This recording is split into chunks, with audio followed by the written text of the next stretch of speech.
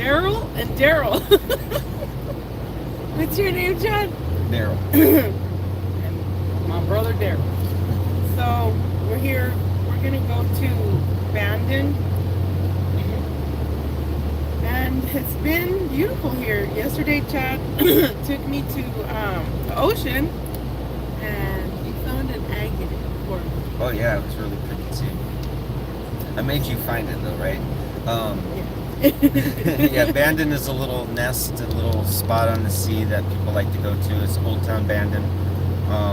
There's a number 2 golf course, I believe, in the United States that's also affiliated with that right there in the Banton Dunes. So let me interrupt you. Yeah, So, Face Rock Creamery. So, because you know there's harp, right? There has to be harp. That's what yesterday we were talking Oh yeah, we're about. next to a vortex out by Black Rock. Yes, at Black Rock. So, when we went to Bisbee, Chad and I... It's right across from us right now, actually. It's right, it'd be right to our left, yeah. So we're just here talking until this connection While it runs rains. out. Yeah. I think we got another 20 minutes of rain, and then it'll clear up a little bit. Welcome to Oregon. I can't wait, guys, I'm so happy here. This is where I think, we're not going to say anything right now, but this is a perfect location for going to the beach. But anyway, so last night, we were watching just a few movies that I wanted Chad to watch with me. Because, and then he wanted me to watch some movies with him because of the things that we had in our dreams even before we've seen these movies, right? But yesterday, Chad was talking about the masculinity and the femininity.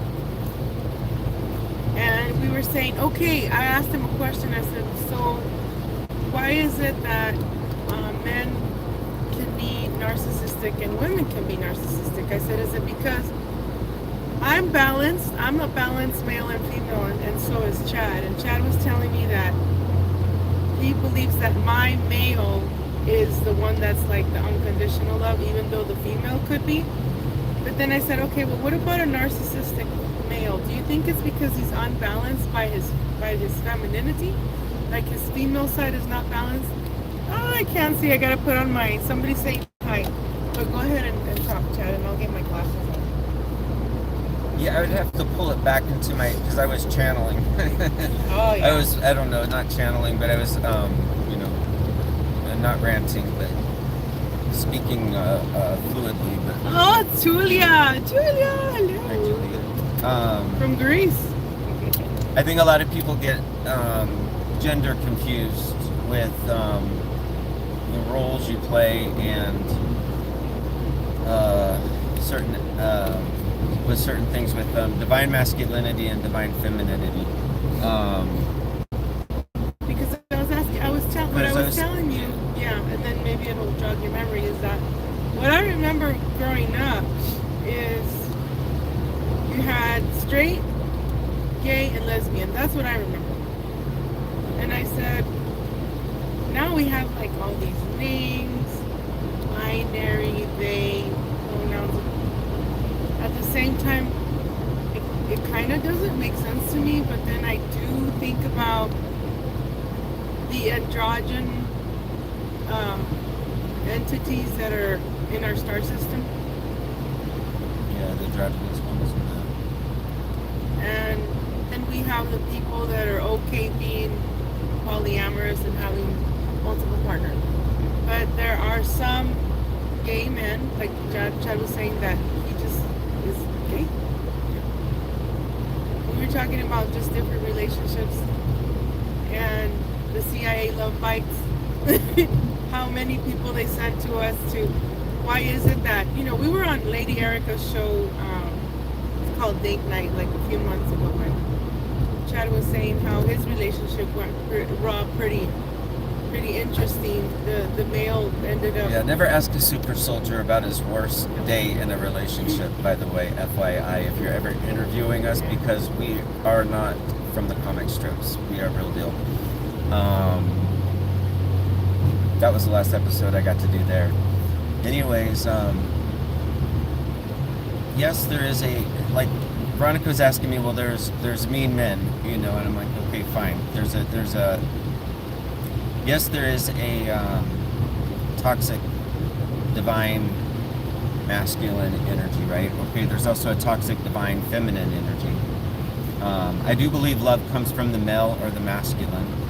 Veronica says, well, I'm capable of love. And I said, yeah, I do see that. I see you're one of the few. My sister's one of the few that is capable of loving. Most women that I know, most feminine requires love. I look at feminine as being nurturing. I don't see men as being nurturing, but I see men as being loving in action. Women as being nurturing and receiving. You know, there's a difference. So if there's a male who is into nurturing, then he's in touch with his divine feminine, perhaps, you know, or a woman that's comfortable with loving, being the active person and loving something, then, and not requiring, you know, to be fed that, just be able to give it, then she's really working through her divine masculine. You know, she's got a healthy balance there. An unhealthy divine feminine, I believe, is where kind of like evil comes from. You know, destruction, decay, destroying. You know, an unhappy woman can take your, you know, versus an unhappy man. Okay, I'm just saying. You're going there. You know, I mean, an unhappy man might, you know, strangle somebody or do something like that, right? We were saying an unhappy woman might poison somebody, you know. We're talking about worst case scenario. Oh, that's right. He was saying that. But there is a difference. Yeah. And because I got in an argument with somebody, not an argument because we don't argue, but you know, I just said there is a difference between, there's a definitive difference between divine feminine and divine masculine, and I'm not talking about gender. I'm talking about something beyond that. So, Langlois. We're in Langlois, Oregon right now. Yeah, and it was just neat to decipher through that and be able to not categorize, but just start to differentiate, you know, because we have each of these within us, and yes, we do have a balance. I'm very balanced in my masculinity. It's my femininity that I need to kind of get in touch with a little bit, and that's where my poetry comes in. That's where my creativity comes in. That's where my kindness comes in, you know, different things like that. Veronica said she's very connected, but is it your divine feminine that you need to get in touch with as well, or do you feel like your divine feminine is as balanced as your divine masculine, if I may ask? I feel it's, because it does seem to be getting closer, if it is not already. I have like a lot of, okay, so what happened with me was I was pretty much male and feminine and masculine when I was in my marriage. Okay, we'll just talk about that. So I always tell my kids I felt like I was always mother and father, because we would both work, but mainly he would be home after, and just all he would want to do is sleep, right? So I had to take the action of the business, you know, making sure that this vehicle was had its oil change. My vehicle, we had 3 vehicles. I was in charge of everything, even plus working, taking the kids, you know, to their, I got them into sports and mariachi, all kinds of stuff, because we could really not be home, because when he was home, he was sleeping. So even my son the other day, he's like, Mom, I remember we were either at, you know, just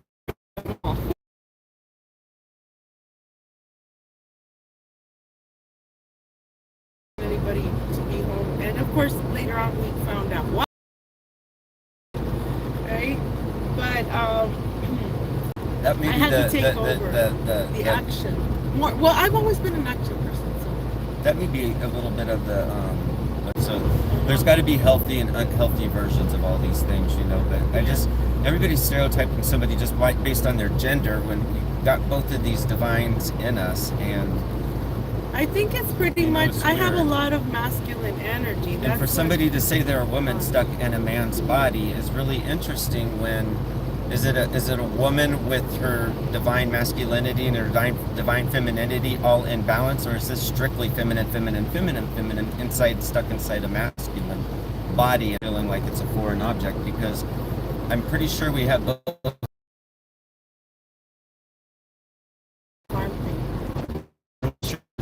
Together make a whole, and not two wholes coming together to make a But then, to make a couple. okay, yeah, okay, I was just gonna say that because remember, in a person, it's masculine, Did you want to feminine. go up there? We'll go get coffee first, and then we'll go. Thank you. So there's pretty much 4 of us in one person. So there's 2 feminines and 2 masculines in me, and 2 feminines and 2 masculines. That's what I know. Now going back to the Greek gods and prior to that, prior to Atlantis, they're saying that when we were here on Earth or Atlantis, they split us. They split us, and so that supposedly we're always looking for the other side of us. Yeah, but the other side of us also has a male and female. So all 4 of us, male and female in one body, must be balanced. Okay, but if we're just talking one male and one female, I feel that Chad has both balance in his body, even though he feels more, to me, he feels more feminine, but you're very, oh gosh, I think you're balanced. Well, I'm very active. I can't sit down, so I'm not very balanced. I mean, my male or whatever is and hyperactive. He was just doing Pilates right now before we left. Pilates and Yeah, stuff. I'm very hyper too. It's like I gotta keep walking. Constantly washing, cleaning, putting something, doing something. I don't know. So. Yeah. And I would like to just be a little bit more. I know, and we were talking about being that zone, center grounded. I don't think that has to do anything. Maybe that doesn't have anything to do with. It's just interesting because the male is also very. Yeah. Well, but then how about males that are botanists? Is it because they have more of the feminine? Because no, that's their femininity. That's their divine feminine. Because divine feminine isn't throwing on a person lipstick, right? It's working with the plants and nature and stuff like that. And that means they're probably a blood A type, blood type A, like working with the trees and plants, that sort of thing, or something like that. That does make sense. Yeah, I think so. And that's where the divine femininity comes in. That's why I say it's divine femininity, chivalry, divine femininity. A man who writes, divine femininity. Unless you're, so. Well, the movie, I was watching Stardust again for like the 5th time today, and I was telling Chad, I want you to see that movie Stardust because I can't sleep at night. I always say I'm a vampire and I'm and I'm a star because stars don't sleep at night. A, B, hi guys, she says. Hey. So, it's interesting. They capture this, okay, so it was 7 brothers, right? And then there was the man. And it was a kingdom up, and they show it really tall, a very high mansion. And I'm like, okay, this must be Saturn. Maybe it's Saturn or maybe it's Jupiter where these guys are. Right, and the father is getting ready to die, and he's like, "Where's Septius? And where's this other guy?" And so they had 3 brothers had already died. They showed them all like, dead, right? But they're still like talking in the way that they died. One has like an axe on his head, and the other, where am I? And then the guys are drinking. They're trying to poison each other to see which brother is at the end. So, that would be their divine feminine. Yes. Their corrupt divine feminine. Their corrupt divine feminine. They had mommy issues, and they're into poisoning. Yes, exactly, because the mom was gone already, and so the father was an asshole too. Like they're probably really passive aggressive, and ooh, there's a lot of families that are passive aggressive. I know I came from one of them too. You got a male with an unhealthy divine feminine in him. Watch out. Yeah, the ex. He's probably got a wife in control. Yeah, he would always make fun of me. He's got a wife in control. Yeah, he always wanted to have me in control, and that's where our fights were because I had already had something planned out to the T, and then last fucking minute he's like, "No, this is what's gonna happen." I'm like, "Mother effer!" Like, "No, you didn't," And then and I never knew if he was gonna like wake up, I was gonna get beat up that day, or if I was gonna get love that day. I never felt love from him. I was the one that I felt that I was the one that I did all the loving and all the, I don't know, but anyway, going back to being the star, ooh. I know, we might go there. Game park. They have a safari park here, guys. I can't wait. We'll see some lions. Yeah. Some safari white Siberian lions. It's sad. It's nice, it's sad. I don't know. It is sad. I mean, the animals just run around following your hand like you're holding, drugs. We're in Because they're so Banton. addicted to all the treats. But you get to pet them, and it's really kind of cool. Oh, Julia says she has A blood type. Yes, you're very, very creative too. Me too. He has negative A, I think. Positive. Ooh. Positive? I think so, yeah. He's positive A, I'm O negative. And that's that beach Nice. chart, yeah. So we're just coming up here to say hi, and so I'm talking about the Stardust movie, right? So even one of the kids telepathically to push one over, right? So then the guy's, he falls, so he dies, and then the father's just laughing, right? So then there's like 3 left. Finally, there's one guy left, and he says, okay, he has a beautiful ruby necklace, and he's gonna throw it out into outer space or whatever you call it, right? And then he throws a ruby necklace. Whoever is of the bloodline will get to be the next king. Well, they throw it, and then that necklace collides into a star, and the star falls to Earth and makes a huge cradle. How do you call that? Crater. And she's a female. She's like, what am I doing here? It's like right? Superman, right? Yes. And then she's the It one made that a has Veronica. a bloodline. That's what I wanted to say, but since you're saying female, what am I? Yeah, Made a Veronica. That's what I always say. I know that I came in as a shooting star through the sun portal, and right here I'm feminine. Sing it. Veronica. Super Saiyanica. Super Saiyanica. He makes up. Pussy Bionica. Like a cat. Iconica. Veronica. Veronica. Veronica. Iconica. Supersonica. Super Saiyanica. Super Saiyanica. So cool. I love it. Pussy Bionica. He says it's a cat. It's a cat. She has 2 cats, y'all. I have 2. Lola, my German Shepherd. I miss Very her. strong. So then the darn necklace collides with the star, and then the female's there, and then the freaking guy that he has to jump this gate, right? And nobody's allowed to cross the gate.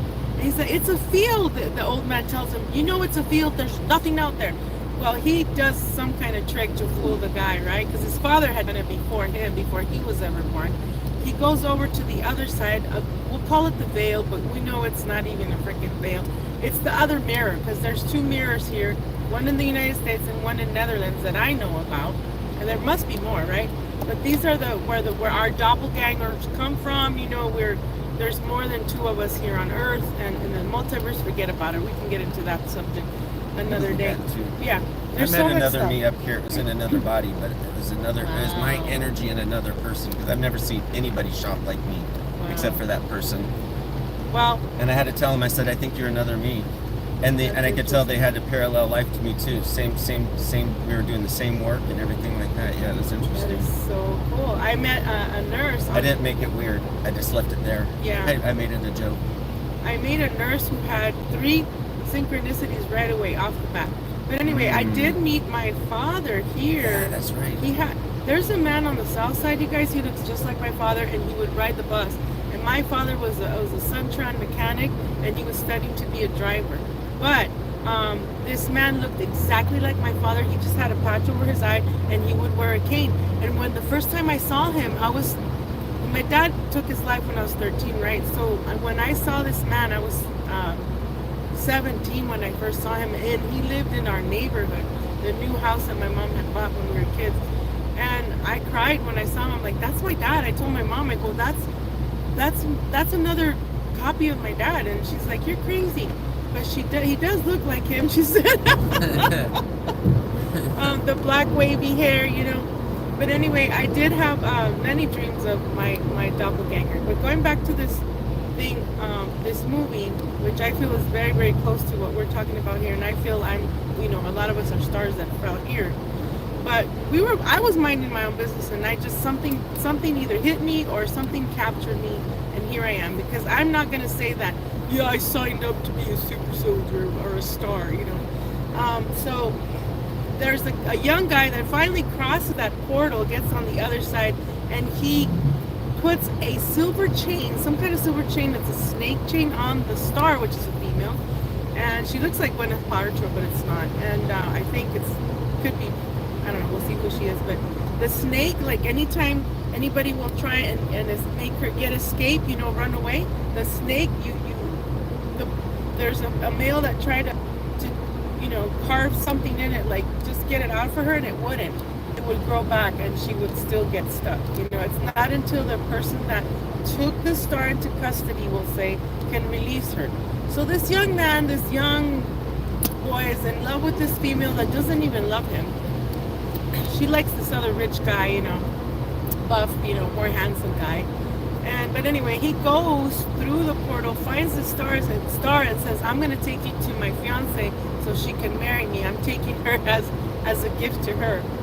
And the whole story is really interesting. There's 3 witches, which one of them is Michelle Pfeiffer, and they're looking for a star. And they said, remember, when you find her, make sure her heart is lit before you tear her heart and eat it, because these women, what they do is they eat parts of the stars to make themselves young. Is that divine feminine, man? You piss them off. So those, you're right. Those remind me. Off with your head. Off with your head. That reminds me of the SSS Queens and the SSS Kings. The SSS Queens, those are, if you notice, they always have like these 3 females. And sometimes they'll have twins. That's another subject for the twinning program. But anyway, you have these 3 witches, and one of them, which is Michelle Pfeiffer, there's only a little bit of the star twinkling from the star before that fell, because these women were already 400 years old, and they're like, oh, a star! A new star has just come in to our atmosphere. So the whole movie they're looking for the star, because they only have a little bit enough for Michelle Pfeiffer to be beautiful again, have her boobs, her butt, all beautiful, like she's a teenager again. And the other 2 females are really jealous of her. They want a star so that they can become young again. You see what I'm saying? But there's more. They say, they rumor, I don't know. That's why I'm upset at humans. I mean, yeah, I know I'm in human form right now, but I also limited us. Maybe we're not meant to die, and that's what our divine. We're not meant to die. We're not meant to die. But you know what? I'm more for what's right than what's wrong. Than living forever. I would do what's right. What's right than take the choice to live forever like these elite. Right. I'm not gonna sacrifice more kids. Altruistic than I am more interested in living forever. Yeah, and I'm pretty sure there's another way of living forever other than the med beds and other than drinking the children's poison. Stuff like that, Yeah, we can't say that. I'm noticing nobody else is on their shows. On where? They're just using different words for different things. Oh my gosh, the seagulls! Because we're back in that season, where we might get. Off with your head! Yeah. Well, we're there. Yeah, we're gonna get some coffee real quick. I guess. We're gonna get coffee. And so, tell me when when it's coming up, so I can stop talking. Sure. Yeah. Or got like 2 minutes. 2 minutes. So, this whole movie, guys, look it up. It's called Stardust. Light, 3 minutes. 3 minutes. So Michelle Pfeiffer, spoiler, right? They're trying to. She ties her up, and she's trying to get her heart out, so she can divide that heart within her sisters, and they can be young again, and they can do whatever. That was a good idea. What? To kill her and take her heart out and then eat it so they can be young too. That's what they want. I know. And it's really interesting because very creative. You can actually share one kid will say just for this, okay, can feed 3. So the SSS Queens that I was saying from the John Morningstar, those are the ones that are in charge here on Earth. Okay? If you go beyond the 300 families, because there's 3,000 families, the 300 families, there's 500 families, 300 families, then it goes to 3, and then it goes to 1. So the pyramid. So the 3 are the SSS Queens. But what I saw, and if you guys go through the community playlist that I have there, you'll see how I saw that this solar system is under lock and key. So the SSS Kings are in like Sirius B or another, it could be Wormwood, where they're watching the 3 SSS Queens be in charge. Okay, guys, I'm in Banton here with Chad on Codebreaker Real Talk. Daryl signing off for now. We'll get on soon. Love you guys. Bye for now. Bye. Oh, bye everyone. See you later. Thank you.